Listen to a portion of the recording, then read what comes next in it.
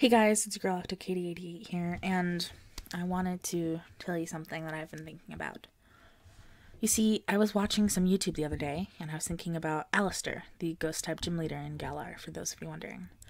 After extensive searching for something or some other kind of theory that alludes to this, I decided that this idea is kind of unused. If not, I would love to see another person's take on this, so tell me in the comments below.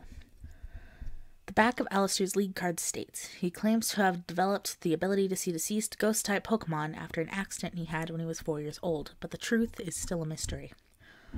While I don't disagree with that, the open-endedness of this claim has got me thinking. What did happen to make Allister able to see ghosts?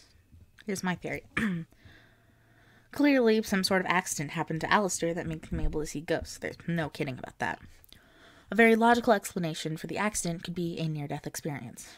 A common side effect of near-death experiences, according to Psychology Today, is that people who have experienced this can become highly intuitive and often report an increase in perceived psychic experiences. Seeing and being able to talk to ghosts doesn't seem too far off from this. Also, another common occurrence, according to stories of near-death experiences, is that people have an out-of-body experience. Many stories about seeing ghosts come from people who have had an out-of-body experience themselves. Another piece of evidence I have about this near-death experience theory is Allister's mask. Allister's mask is a white circular mask with 3 round holes, 2 eye holes, and 1 mouth hole.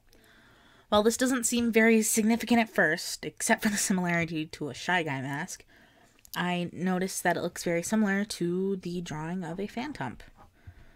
Now, this could be coincidental, or maybe it's because of the fact that Allister is the ghost-type gym leader, but it's Phantump's Pokedex entry that made me come to this conclusion. Phantump's Y Pokedex entry says, according to old tales, these Pokemon are stumps possessed by the spirits of children who have died while lost in the forest.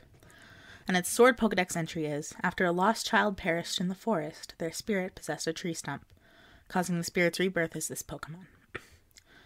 If Allister were about to die, because he was at such a young age, it would make sense that a quick consideration was to become a Phantump.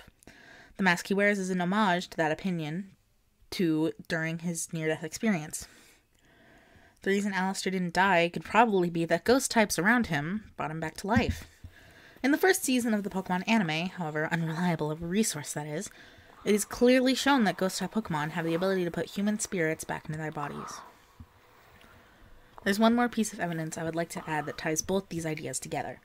The Glenwood Tangle, the enchanted forest that leads to Balanlea. Balanlea? I don't know. I'm just going to call it Balanlea for the rest of this. Allister mentions the Glenwood Tangle when you speak to him outside of the Forest of Focus on the Isle of Armor. Quote, "This place feels nothing like the Glenwood Tangle, though it's about as easy to get lost in."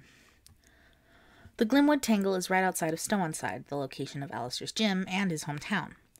Logically, there's a chance that Allister could have wandered in there when he was really young, especially considering the only thing stopping you from entering in-game is a plot point. Otherwise, there's nothing stopping this 4-year-old kid from wandering into a dangerous, dark, enchanted forest full of fairies and ghosts. No kidding, he would almost die in such a dark and dangerous place. But this location ties everything together quite nicely, actually. The Glenwood Tangle's closeness to his hometown would make good reasoning as to why he was there in the first place. People who can feel presences or feel ghosts usually have this experience in extreme or unusual environments, and have high levels of stress involved too. I would say the Glenwood Tangle is pretty unusual. Also, Allister is a very shy kid. I'm sure he would be very stressed in such a weird place, especially since he implied that he has gotten lost in the Glenwood Tangle before. The last thing about the Glenwood Tangle I mentioned earlier was that it is filled with fairy types and ghost types. In fact, a Pokemon that is native to the Glenwood Tangle is Phantump, since the Tangle is a forest. If Allister were to die, or almost die here, at such a young age, where Phantump are semi-common, all the evidence adds up to a very large potential for a new Pokemon to be formed that day. Which in and of itself explains why Allister would be able to talk to Pokemon. In summary, Allister gained his ability to speak to ghost-type Pokemon because of an accident in the Glenwood Tangle at the age of 4. He had a near-death experience there and made friends with some Pokemon.